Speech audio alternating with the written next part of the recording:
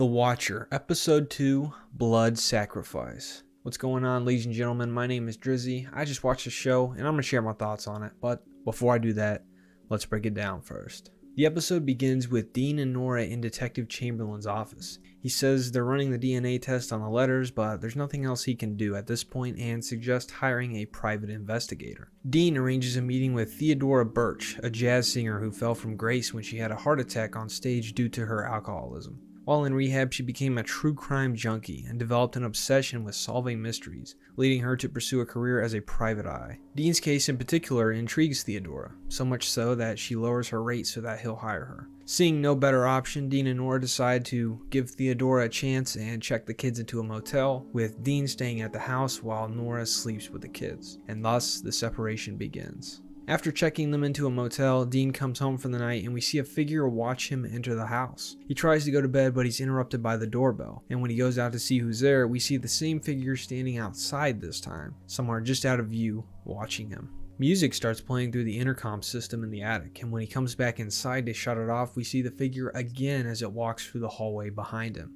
Over at the motel, Nora then receives a phone call of the classic mysterious stranger breathing on the other end of the line variety. Of course, Dean rushes over and he and Nora go to the front desk lady to have her call the number back, star 69 it, and it's revealed to us that the phone that made the call was none other than the Brannocks' own house phone. The next day, Karen reveals to Nora over lunch that the only other offer on the house was a lowball from an LLC, which means there was no name attached to any of the documentation. Karen strongly encourages Nora to sell the house. She even offers to be her realtor. Definitely not suspicious at all. She also takes a dig at Nora's pottery business in that subtle, vindictive way that only women are capable of, let's be honest. You know, and at this point, even if Karen isn't the Watcher, I kind of want to see her get the axe because she's a real B-word. And that B-word is bitch. Later that night, while Dakota rigs the motel rooms with door jams, Nora and Dean decide not to sell the house because they don't want to teach their kids to run from bullies. Which I can kind of understand that reasoning, but at the same time, is it worth putting the kids at risk to possibly get murdered just to teach them a life lesson? I don't think so, but that's just me.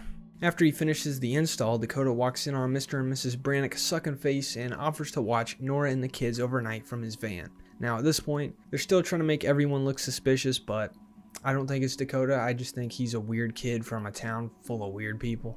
Speaking of weird, Dean, courtesy of Theodora, has a sit down with Andrew, a previous homeowner of 657. He was a talent agent who represented Rosalind Pike, and Andrew Garfield, believe it or not, wasn't really expecting a Marvel crossover, but here we are. Anyway, Andrew, not Garfield, moved into the house with his wife Rose and son Caleb. Everything was peachy at first, but when Mitch and Mo came into their lives, it all fell apart. His wife would hear music in the middle of the night and see people in the house. As a result, Mitch and Mo took up babysitting Caleb while Rose received counseling and Andrew was at work. According to Andrew, one day after having spent the day with Mitch and Maureen, Caleb told his dad he saw a ritualistic cult meeting happening in their living room. Everyone was wearing red robes and chanting, and they were all in a circle drinking blood from a dead baby on an altar. Dean questions the validity of Andrew's story, seeing as how his son was only 3 years old at the time and most likely couldn't have been able to describe such a scene, but Andrew pushes back and swears he's read a story about a baby from a nearby town who disappeared. Of course, Dean still remains unconvinced until Andrew produces a stack of letters from the Watcher similar to the ones Dean's been receiving. Andrew also claims Maureen inexplicably appeared in his house to drink blood from Caleb's finger after he accidentally cut himself, and that's why they moved out. Andrew gets emotional when it's revealed his wife committed suicide shortly after, but before he leaves, he gives us a vital piece of information. He sold the house to an LLC, which I'm willing to bet is the same one that made the lowball offer Karen was talking about. He also vouches for Jasper and says he was nothing but friendly, but at this point I'm taking everything this guy says with a grain of salt because he's clearly an unreliable source. Back at the motel, Ellie sneaks out and talks Dakota into having a little midnight swim sesh.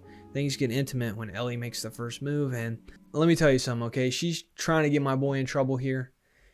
You know, what else is he to do in a town full of weirdos? You know, cut him some slack. Fast forward a day or so later, and Pearl Winslow wakes up to the sound of contractors renovating the Brannocks' house. She calls someone, I'm pretty sure it was Mo, because she goes out there to have an argument with Dean about the renovations, saying the house is quote-unquote perfect as is. Dean confronts her about the letters, but Maureen claims ignorance and changes the subject, saying it's a wonderful day to get some vitamin D. To which Dean claps back, saying, "It'd be a shame if you got skin cancer." Maureen storms off all butthurt because she does, in fact, have melanoma. Yada yada yada, boring workplace drama. Fast forward a bit, Dean comes home and hears 2 gunshots in the middle of the night. The next morning, it turns out Mitch and Mo did the old murder-suicide routine, and they even left a note listing Dean as one of their reasons why.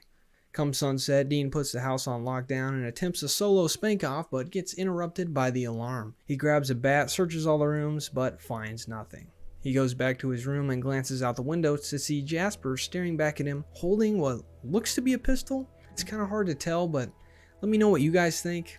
I mean, of course, if you've already watched it, you know, but I'm watching this in real time as I'm making these reviews, so I don't know. To me, it kind of looked like a gun, but it happened so fast you can't really tell. So it could be a gun.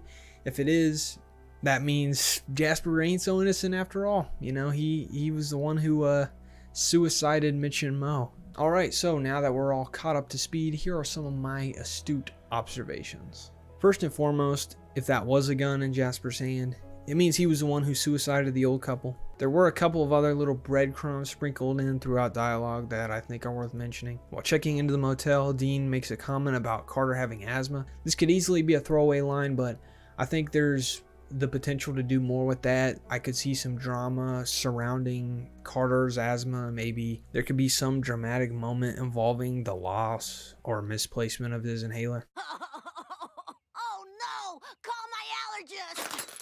And my optometrist!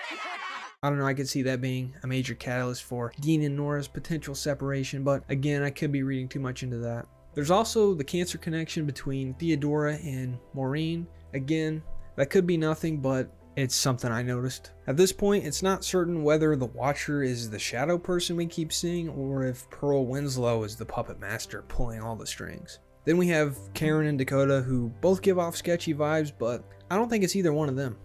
Who knows, maybe it's Andrew Garfield. He's probably pissed he never got a Spider-Man 3. Alrighty guys, that's it for this one. Make sure you like, comment, subscribe, all that good stuff if you found the video helpful. If you didn't, give it a big old thumbs down. That's it for this one. Stay tuned for more. Peace.